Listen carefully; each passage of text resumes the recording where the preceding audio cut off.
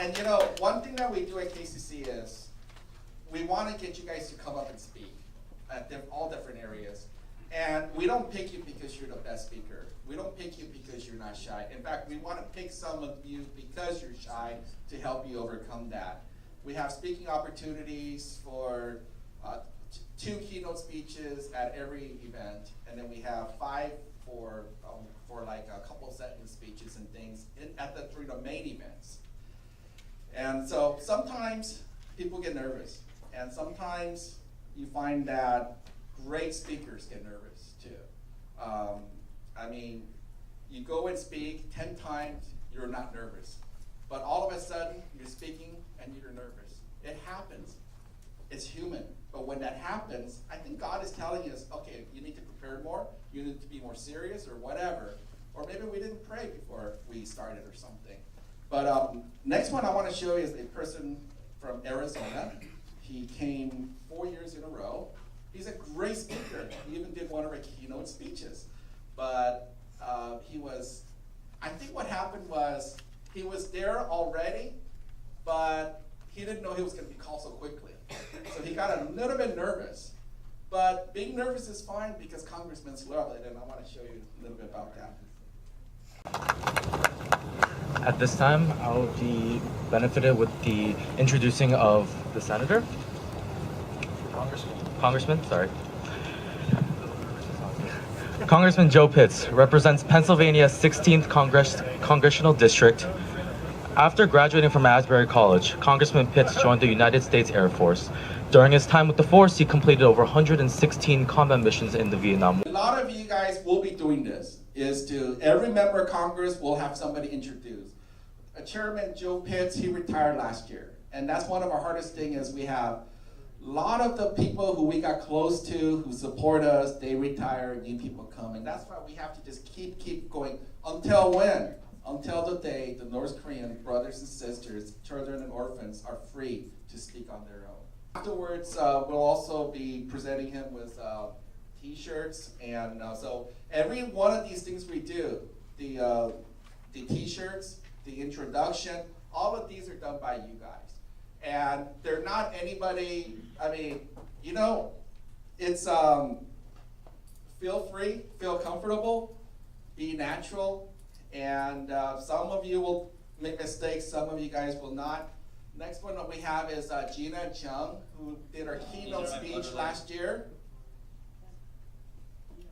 These are my blood-related brothers and sisters, and I'm here to be their voice.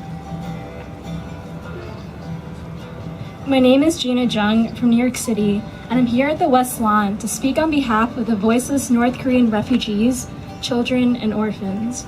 Throughout my 3 years spent here in Washington, D.C. with the Korean Church Coalition, I haven't failed to see countless passionate, resolute leaders and activists, those that share the stage with me, as well as all of you here. Together, we unify our voices as we fight for our brothers and sisters in North Korea. Think about those 3 million dying of starvation, or the orphans who struggle to survive with each passing day. When these North Koreans suffer and cry out for help, we feel their pain as well, despite the physical distance that separates us. I know that as KCC continues to grow bigger, our cause and goal will spread around like a fire that can't be contained. No matter what the circumstances are, we will not lose momentum, and we will not lose strength. We will not stop fighting until freedom for all North Koreans is finally won. Thank you. Yeah, that was last year's keynote speech. I would like to close with a word of prayer and benediction. Father, we bow our heads. And it's so beautiful because we do benedictions, prayers in our nation's capital. The next one is by Gloria Kim, who will be joining us again this year, one of your leaders. She's a graduate of Stanford, Harvard, Master's, and a Georgetown PhD. She comes back almost every year to be with you guys and teach you guys, talk to you guys. Last year, she spoke to you guys for about 10 minutes. She works for, she was a political science major. And so she teaches you about how and what to do when we go as members of Congress. So you'll actually be getting some more training when we get there. And this is her speech. Listen to it, she's awesome. She'll be doing one keynote speak this year at the West Lawn, And one of you guys will also be doing a keynote speak at the West Lawn. So over the past few days, I've had the privilege of meeting and talking to many of the young American-born ethnically Korean students who are here today speaking loudly with their presence on behalf of the voiceless in North Korea. Among them are young Joshua and his little brother Kevin, who came all the way from my own home state of California. Joshua is 12 years old and Kevin, he's only 8. So I decided to ask them a question, a very challenging one. So Joshua and Kevin, why are you here in DC? And Joshua's answer hit the nail right on the head. He said, you know, North Korea, it's not right. And frankly, I can't say it any better than that.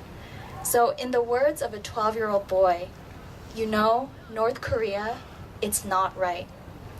I was also in elementary school when I first learned about the suffering in North Korea from Elder Han at my home church. At the age of 19, Elder Han fled to the south during the Korean War, while his family stayed trapped in North Korea. Elder Han's family was labeled as traitors by the North Korean government due to his escape to South Korea and eventual immigration to the United States. They were unable to access many basic needs and suffered for it. The political landscape in North Korea has remained communist and oppressive to this day, with a lack of religious freedom, unjustified and unregulated political prisons, torture, starvation, and suffering. The North Korea Sanctions Enforcement Act of 2013, if passed by the US Congress and signed into law by President Obama, would be instrumental in blocking the financial assets and illicit sources of serious human rights abuses. We are calling on the US leadership to act upon a 12-year-old's words. You know, North Korea, it's just not right. Thank you. And you know, one of the reasons why we're able to do this every year is because of you guys joining us. It's also the volunteers joining us, 35 of them every year. And it's also the teachers, the pastors who year after year come join us. And it's also a lot of our college graduates, like Benjamin, who came again to help us out. He went to New York University and he's here to help us out. We'll have other people coming in. We'll have, every team will be led by one of your college nunas, ani, or oppa or hyungs, who are all college, who come back every year to help you guys out. So you're not on your own, we're together. And also it's because we have people like that. We have people who, actual people who write the legislation you're trying to pass, they'll be coming. Joshua Stanton, who wrote a lot of these things, will be coming to actually talk to you guys, tell you why it's important, and also tell you what the legislations mean too. And that's why we're able to do the things that we are able to do. Ashley, now Ashley let's give Ashley a big hand.